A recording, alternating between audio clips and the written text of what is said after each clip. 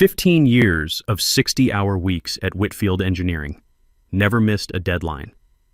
Then on the morning I was set to break ground on the biggest project of my career, I got fired by someone who'd never worn a hard hat just because his last name matched the one on the building.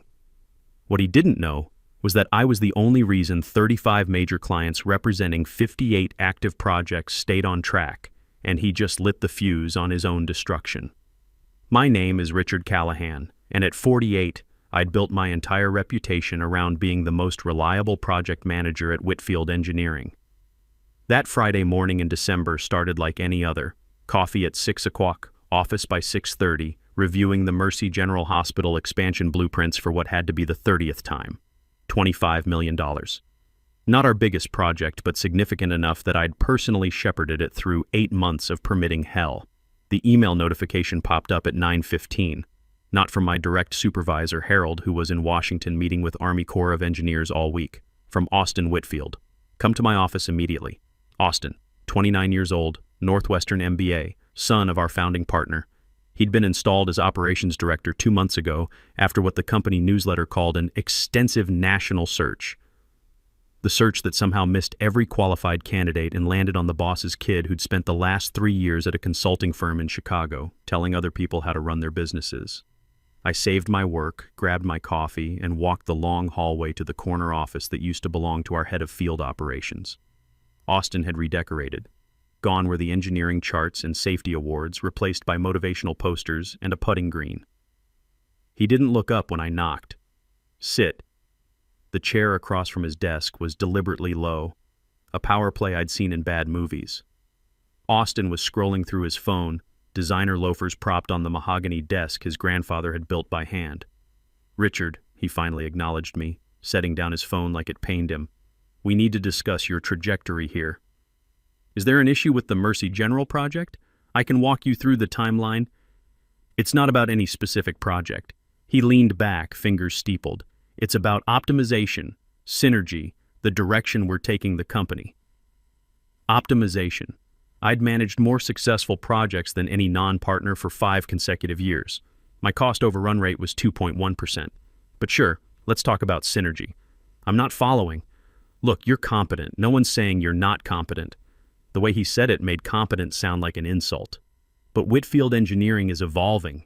We need team players who understand innovation, disruption, people who think outside the box. I bit back the urge to mention that construction companies succeeded by thinking inside very specific building codes and safety regulations. That's literally what clients paid us for. What are you saying, Austin? Today is your last day. HR will walk you through the transition. He slid a packet across the desk. Non-disclosure agreement, non-compete clause, 3-month severance if I went quietly. You're firing me the week before Mercy General breaks ground? Jeremy will handle the transition. He checked his phone again, already bored with destroying my career. Jeremy Walsh, his fraternity brother from Northwestern, the recently licensed PE who'd started 6 weeks ago and still couldn't read a structural drawing without asking questions. I'd caught him using ChatGPT to write status reports to clients. Jeremy has 6 weeks of field experience. He's never managed anything larger than a strip mall renovation. That's no longer your concern. His smile was all teeth, no warmth. You have 1 hour to clear out your office. And Richard, the NDA is non-negotiable. You discuss any project details, any proprietary information, and we'll bury you in litigation. Dad's firm has very deep pockets. I stood, keeping my face neutral. 15 years. 15 years of missed soccer games, working through the flu, building relationships with 35 major clients who trusted me with their million-dollar construction problems. 15 years of creating systems, processes, and safety protocols that this company ran on. My name wasn't on any public signage, but my fingerprints were on every major project since 2009. 1 hour, Austin repeated, already typing on his phone. Leave your badge with security. I walked back to my office in a daze.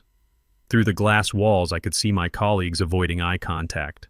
Word traveled fast in engineering firms. I was radioactive now. 1 hour to pack up 15 years. I pulled out my personal laptop, the one I'd used for weekend emergency calls when the company's system crashed. My personal phone, the number I'd given to project supervisors who needed Sunday assistance, my handwritten project notes, my reference manuals, my coffee mug that said "World's Okayest Engineer."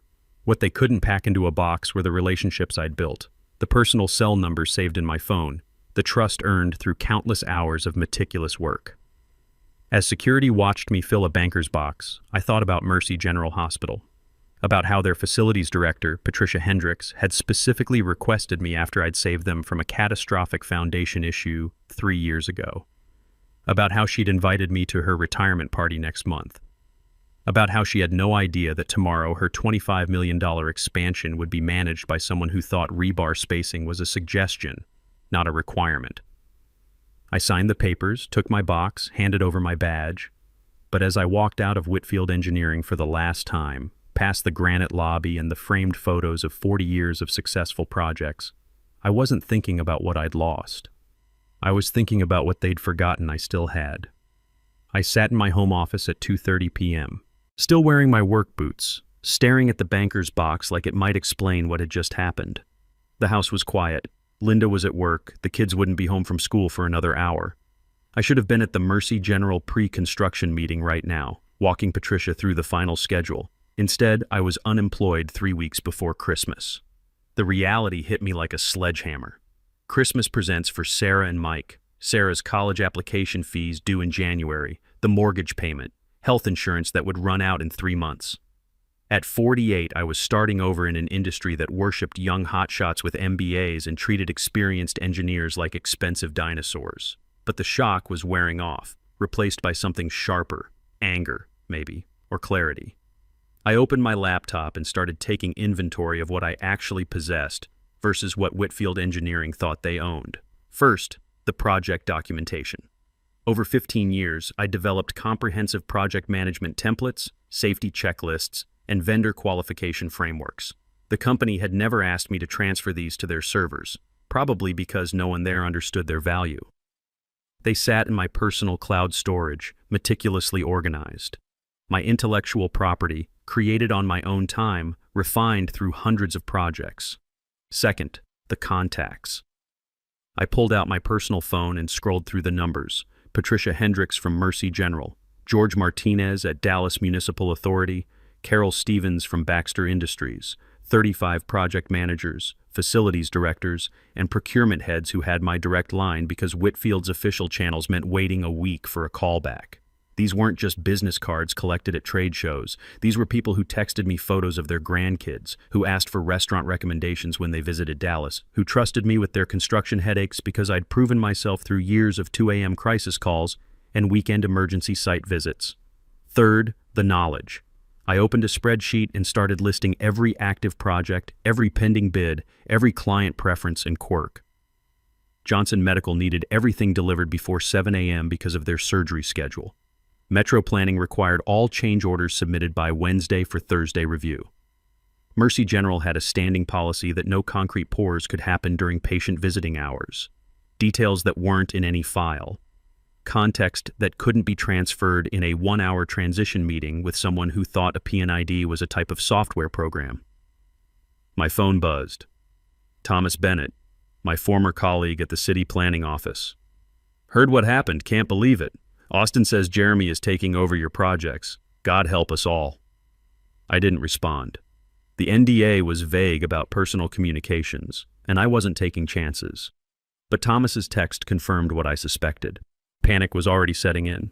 I pulled up the Texas Board of Professional Engineers website. The non-compete clause Austin had made me sign was 18 months. But non-competes in Texas were difficult to enforce, especially when the termination was without cause. Being fired to make room for the boss's unqualified fraternity brother might qualify as bad faith. I made a list of what I couldn't do. Solicit Whitfield's clients directly, share confidential information, disparage the company publicly. Then I made a list of what I could do. Maintain personal friendships, work as an independent consultant, share my own intellectual property, respond if contacted. The distinction mattered. I couldn't reach out to Patricia Hendricks about the hospital expansion, but if Patricia Hendricks reached out to me, different story. By 4:00 p.m., I'd transformed my dining room into a war room. 15 years of accumulated knowledge spread across the table. I created a new email address, rcallahan.consulting. Updated my LinkedIn to Independent Project Management Consultant. No mention of Whitfield Engineering, no violation of any agreement. Then I waited. Linda came home at 5:30, took one look at me sitting surrounded by project files, and knew. They let you go. Austin fired me this morning. Wants to give my projects to his college buddy. She sat down across from me, still in her nurse scrubs from the hospital. What about Christmas? What about Sarah's college applications? We'll figure it out. I've got 3 months severance and I'm already working on options. Linda reached across the table and squeezed my hand. 15 years, Richard. How can they just throw that away? Because they're idiots, but idiots with lawyers and deep pockets. The first text came at 6:15 p.m., Patricia Hendricks. Richard, the new PM just asked me what a change order is. Please tell me this is a joke. I stared at the message. Technically, responding about the Mercy General project would violate the NDA, but expressing sympathy for a friend's frustration. I'm no longer with Whitfield Engineering as of today. I hope your project proceeds smoothly. Her response was immediate. What? Call me now. I'm bound by certain agreements. I can't discuss specifics. Can you discuss anything over coffee? As friends? I smiled for the first time all day. As friends, always. By 8 p.m., I'd received similar messages from 6 other project managers. Word traveled fast in Dallas construction circles. Each carefully worded response made it clear I was gone, I was restricted, but I existed. Austin Whitfield thought he'd surgically removed a replaceable part from his machine. He'd probably sent emails to the staff about new directions and fresh perspectives, written by the same consulting firm that Jeremy used for project reports. What he didn't understand was that modern construction wasn't about the company name on the hard hats. It was about the 3 a.m. phone calls, the weekend emergencies, the trusted voice on the other end who actually knew what a structural load calculation meant. They had the building, the letterhead, the granite lobby. I had everything else. Monday morning brought the reality check I'd been dreading.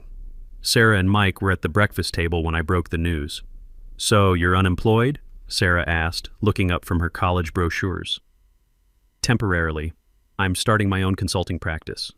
Mike, 16 and brutally honest, cut to the chase. Does this mean no Christmas presents? It means we're tightening the belt for a while, but we'll make it work. Linda shot me a look that said we'd talk about this later. She was right to be worried. At our age, with our expenses, 3 months wasn't much of a cushion. Over the next week, I reached out through mutual contacts, carefully framing my requests. Not job seeking, that might violate the spirit of my agreements. Just a construction professional discussing the market over coffee. The call I'd been hoping for came on Thursday. George Martinez, owner of Martinez & Associates, an engineering firm 8 blocks from Whitfield. Close enough to share the same suppliers, far enough to maintain professional distance. Richard Callahan. George leaned back in his chair when we met, studying me over his reading glasses. I've been wondering when you'd finally leave that circus. George was 67, had built his firm from nothing, and understood exactly what I wasn't saying.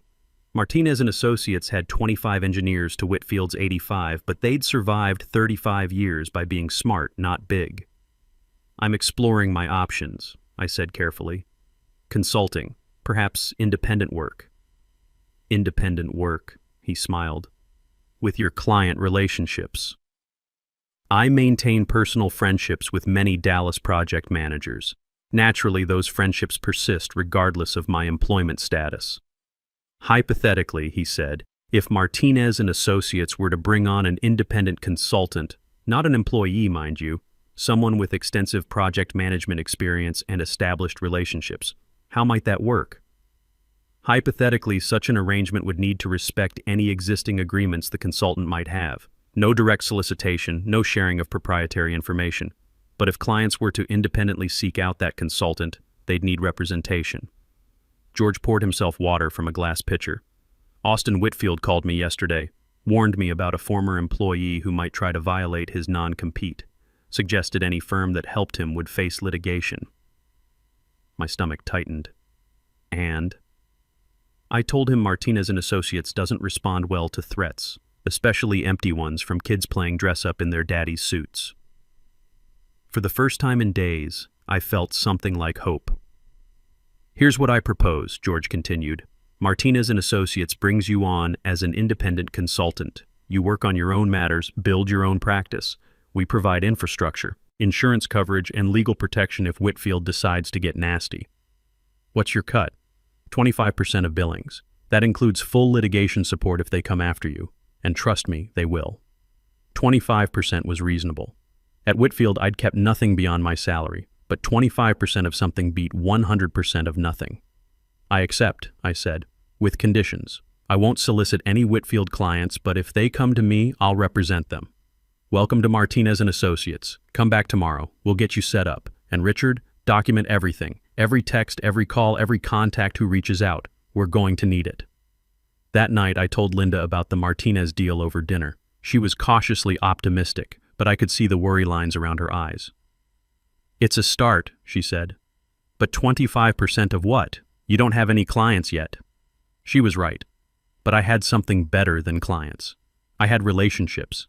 And in construction, relationships were everything. I composed a simple LinkedIn update. "Pleased to announce I'm now consulting with Martinez and Associates. Looking forward to new challenges and continued relationships. Professional, vague, completely within my rights." Within an hour, I had 52 reactions and 14 private messages. Word spread fast in construction circles, faster when people were desperate. I didn't respond to any from current Whitfield clients. Not yet. But I did respond to one from Baxter Industries, a company I'd never worked with before. My phone rang that evening. Unknown number, Dallas area code. "Richard?" "Thank God." Patricia Hendrick's voice was strained. "I know you can't talk about Whitfield business. I'm not calling about that. I'm calling because Baxter Industries needs project management help, and I told them you're the best in Dallas. That's just friendly advice between friends, right?" "Just friendly advice," I agreed.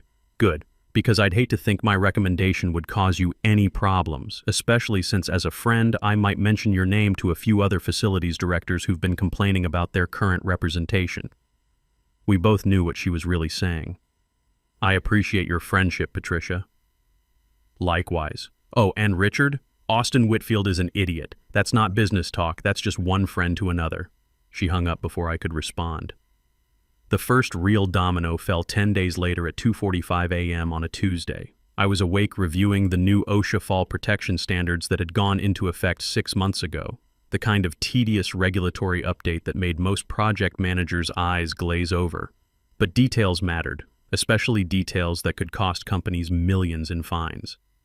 My phone lit up. Carol Stevens from Baxter Industries. "Richard, I know it's late, but I just got a citation from OSHA. Something about fall protection violations under 29 CFR 1926.501. Our current PM says it's nothing, but the potential fine is over $2 million. Can you take a look?" "Our current PM, Whitfield Engineering." I typed back, "Send me the citation, no charge for a friend's peace of mind." The document came through immediately. I'd seen dozens like it. OSHA had started aggressive enforcement of the new fall protection regulations. Companies had 90 days to remediate or face escalating penalties. Scanning through Baxter's citation, I found the issue immediately. Their safety protocols hadn't been updated, still using language from 2018. It was exactly the kind of detail I'd flagged in a company-wide memo 10 months ago, a memo Austin had probably never read.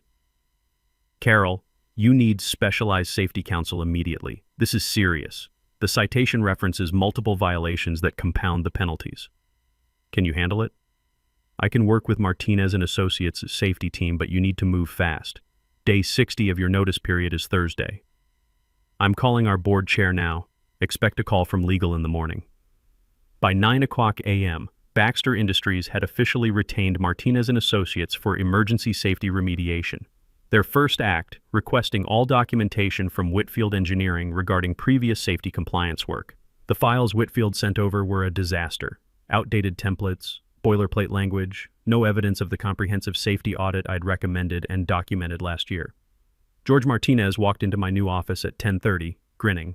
"Whitfield's project coordinator just called, wants to know if we have a template thingy for OSHA compliance. I told him we practice engineering, not Mad Libs." That coordinator is handling 58 active projects across 35 clients. 34 clients now. Stevens just formally terminated Whitfield's representation. Conflict of interest, she said. Can't have the firm that missed the violation defending against it. 1 down, 34 to go.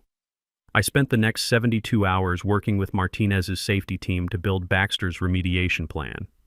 We filed the response with 18 hours to spare, avoiding a $2.3 million fine. Carol called me Friday afternoon. "Richard, you just saved us more than Whitfield billed us in 3 years. I'm recommending Martinez and Associates to every facilities director in my network. I appreciate that, but nothing. I'm not soliciting you to violate anything. I'm telling my peers about excellent engineering services. What they do with that information is their business." The second domino was already wobbling. Thomas Bennett from Dallas Municipal Authority had discovered a similar issue. Not safety this time, but environmental compliance. Another regulation change, another outdated Whitfield template, another 7-figure exposure. Over the following weeks, I'd created what I called the Regulatory Alert System. Anonymous notifications sent to general business addresses, warning about common compliance gaps. No client information, no proprietary data, just public service announcements about regulatory changes that might affect Dallas. Construction projects. "You're playing with fire," George warned, reviewing my carefully drafted alerts. "Whitfield will claim you're using insider knowledge. Every regulation I'm citing is public record. Every deadline is published by the state. If Whitfield's clients happen to realize their current counsel isn't keeping up with basic regulatory changes, that's on Whitfield." He signed off on the alerts. "Send them." The exodus started slowly. A call here, an inquiry there. "Hi, we're exploring options for specialized project management. We need a second opinion on some compliance matters." Corporate speak for, "Our current engineers are incompetent and we're scared." Thomas texted me updates from inside Whitfield. Emergency all-hands meeting, Austin screaming about loyalty, Jeremy crying in bathroom, 3 senior engineers quit today. I didn't respond, but I saved every message. Documentation, like George said. Christmas came and went quietly. No big gifts that year, but Sarah got her college application fees paid, and Mike understood why his Xbox would have to wait. Linda picked up extra shifts at the hospital, and I spent the holidays working on compliance reviews for our growing client base. By New Year's, 5 clients had moved from Whitfield to Martinez and Associates. By February, it was 12. Each transition brought with it 2 or 3 additional projects, and my 25% cut was starting to look like real money. The news I'd been expecting came in early March. Whitfield Engineering filed a cease and desist order against me personally and Martinez and Associates as a firm. Violation of non-compete, tortious interference, theft of trade secrets. George called me into his office where 3 litigation partners were already assembled. "They're claiming you're using proprietary Whitfield methodologies to steal clients." "What methodologies?" I asked. "Their outdated templates? Their missed deadlines?" Our lead litigator, Janet Walsh, explained. "They want an immediate injunction plus damages. They're saying you had access to confidential client information that you're now exploiting." I pulled out my laptop. "Every alert I've sent is based on public regulations. Every client who's contacted me did so independently. And as for methodologies," I opened my cloud storage. "These are my templates, my checklists, created on my personal time, stored on my personal devices, time-stamped years before Austin Whitfield even knew what a job site was." Janet smiled. "Can you prove Whitfield never asked you to transfer these to their systems?" "Better. I can show emails where I offered to implement company-wide safety systems and was told it wasn't a priority." Harold's exact words. "Why fix what isn't broken?" "It's broken now," George said. 12 clients have moved over in 3 months. 18 more have requested proposals. At this rate, Whitfield will lose half their revenue by summer. The conference room phone buzzed. George's assistant. "Mr. Martinez, Austin Whitfield is here. Demanding to see you immediately." George looked at me. "Want to face him?" "Wouldn't miss it." The door burst open. Austin Whitfield stood there, designer suit wrinkled, hair disheveled, looking nothing like the smug executive who'd fired me 4 months ago. "You!" He pointed at me, hand shaking. "You destroyed everything. 12 clients, Richard. 12 clients in 4 months." "Mr. Whitfield," Janet interrupted smoothly, "any communication should go through counsel." "Screw counsel. He knows what he did. Sabotage. Corporate espionage. I'll sue you into bankruptcy." "Looking forward to discovery," Janet said, "particularly the part where we examine why Mr. Callahan was terminated and who replaced him and that person's qualifications." Austin's face went pale. Discovery would mean depositions under oath about Jeremy's experience level, about the projects that had failed under his management. "This isn't over," he said. But the threat was hollow now.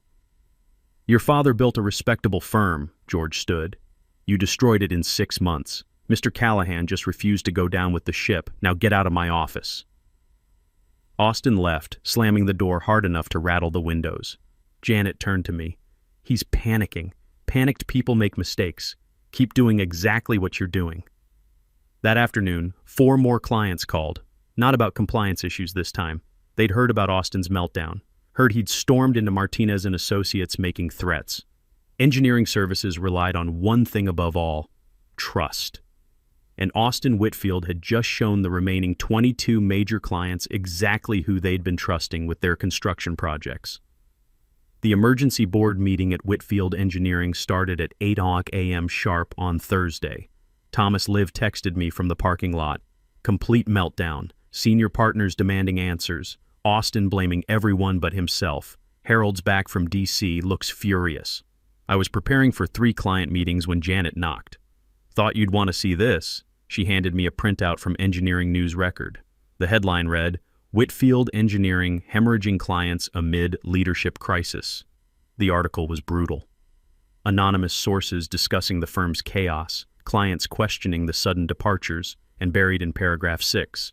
Sources indicate that numerous Fortune 500 companies have received OSHA violations, potentially costing millions, raising questions about the firm's competency in regulatory compliance. My phone buzzed. Patricia Hendricks. "Board meeting in 1 hour. We're discussing permanent counsel change. Thought you should know." At 10:15, George appeared in my doorway with someone I didn't recognize, a distinguished woman in her 60s. "Richard, meet Louise Wagner from Sunrise Development. Louise, Richard Callahan." I stood, shaking hands with the project director of one of Texas's largest development companies. "Mr. Callahan," Louise said, studying me with sharp eyes. "I've heard interesting things. 12 companies can't be wrong." "I maintain strong professional relationships," I said carefully. "Cut the engineer speak," Louise smiled. "I've been in this business 35 years. I know a systematic dismantling when I see one. The question is, can you handle what's coming?" "What's coming?" "Whitfield is desperate. They've hired Bradford and Associates to sue you, Martinez and Associates, and any client who switches firms. They're claiming conspiracy to destroy a business." Bradford and Associates, the firm that defended chemical companies and oil spills. When you hired Bradford, you weren't looking for justice. You were looking for scorched earth. Because Sunrise Development needs new engineering counsel. And I don't like being threatened. Austin Whitfield called our CEO yesterday, said any company that hires you will be named in their lawsuit, claimed you have stolen trade secrets that give unfair competitive advantages. "What did your CEO say?" "He said Sunrise doesn't negotiate with terrorists," Louise grinned. "Then he authorized me to retain Martinez and Associates immediately. Full development services, 3-year contract." George actually gasped. Sunrise would triple Martinez's annual revenue. "There's more," Louise continued. "I've spoken with my counterparts at several other companies. We're forming what we're calling a legal defense consortium. Any company that gets sued for changing firms will have their defense costs covered by the group." "A union for corporations?" I asked. "Insurance, strength in numbers. Also sends a message. You come after one of us, you fight all of us." Over the following weeks, 19 companies joined the consortium. The message was clear. Austin Whitfield's threats had backfired spectacularly. The Bradford lawsuit came in May, just as I'd expected. Multiple jurisdictions, emergency injunctions, the full scorched earth treatment. But Louise was right about the consortium. Morrison, Klein & Black, one of Dallas's top litigation firms, took our defense pro bono just for the publicity. The hearing was a massacre. Bradford's team spent 3 days trying to prove I'd stolen trade secrets, only to watch Janet systematically demolish their case with time-stamped files from my personal cloud storage. When they claimed I'd violated my non-compete, she produced emails showing Austin's bad faith termination. When they alleged conspiracy, she presented evidence that every client had reached out to me independently. The judge dismissed with prejudice and ordered Whitfield to pay all defense costs. Austin's father, Harold Whitfield, called me that evening. "Richard, we need to talk." We met at a coffee shop downtown. Harold looked older than his 70 years, the weight of watching his life's work crumble etched in every line. "I built that firm for 40 years, he said quietly. "I thought Austin could learn, could grow into the role. He might have if he'd been willing to listen. I came back from Washington to find half our clients gone, our best engineers quit, and my son threatening to sue everyone in Dallas." Harold stirred his coffee slowly. "What would it take to end this?" "It's already ended," I said. "Whitfield Engineering is finished. The question is whether you want a controlled shutdown or a messy bankruptcy." He nodded slowly. "And Austin?" "Austin is 29. He'll figure something out." 6 months later, I stood in my corner office at Martinez & Associates, watching the "For Lease" sign go up in Whitfield's old building. The firm had quietly dissolved in August, with Harold keeping his retirement fund and Austin getting nothing but a hard lesson in consequences. Linda appeared in my doorway with coffee. "Regrets?" she asked. I thought about it. 23 clients had followed me to Martinez & Associates. We'd hired 15 engineers from Whitfield's wreckage, including Thomas Bennett and 3 others who'd been caught in Austin's incompetence. Sarah had gotten into her first-choice college with a scholarship that covered most of the tuition. Mike had his Xbox and a summer job lined up at our newest project site. "None," I said. "Austin wanted innovation and disruption. He got both." "What about Jeremy?" I'd heard through the grapevine that Jeremy Walsh had moved back to Chicago, working for his uncle's accounting firm. Turns out he was actually good with numbers, just not with construction projects. "He's better off. Engineering wasn't for him." My assistant knocked. "Mr. Callahan, the Martinez & Associates partners meeting is ready. They're announcing the new equity partners today." I straightened my tie. The partners had voted unanimously last week. At 49, I was about to become a full partner in one of Dallas's fastest-growing engineering firms. "Tell them I'll be right there," I said. As I headed to the conference room, I passed the wall where we'd hung the framed newspaper clipping. Martinez & Associates emerges as Dallas's premier engineering firm. Below it, smaller text. Success attributed to innovative compliance practice and exceptional client retention.